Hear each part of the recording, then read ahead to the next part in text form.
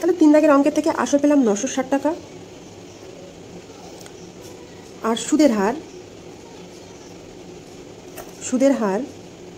8.13%। এখান থেকে পাবো কি 25/3%। মিশ্র ভগ্নাংশটি ভাঙালে পাবো 25/3%। আর সময় দেওয়া আছে কত? সময় দেওয়া আছে 1 বছর 3 মাস। তাহলে 1 যোগ 3 মাসকে যদি বছরে নিয়ে যাই তাহলে 12 দিয়ে ভাগ করব। তাহলে এখান থেকে পাবো কত? 1/1/4 = 5/4 বছর। এখানে কি সুদ যোগ আসল নির্ণয় করতে হবে। এখানে নির্ণয় করতে হবে সুদ যোগ আসল।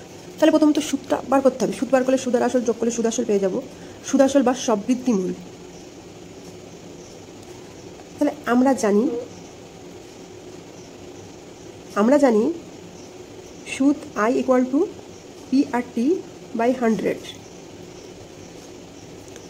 পি কত দেওয়া আছে? পি দেওয়া আছে 960 টাকা, আর হলো 25/3%, আর টি 5/4%/100। পি এর মানটা কত?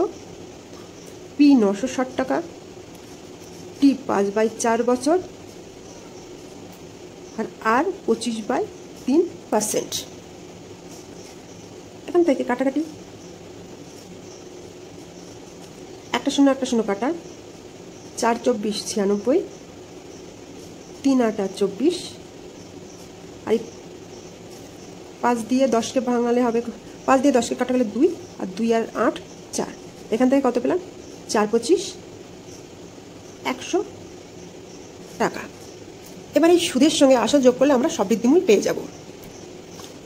অতএব সববৃদ্ধিমূল = আসল যোগ সুদ। আসল 960 টাকা, সুদ 100 টাকা, পেলাম 1060 টাকা। অতএব 1 বছর 3 মাসের 960 টাকার সববৃদ্ধিমূল 1060 টাকা হবে।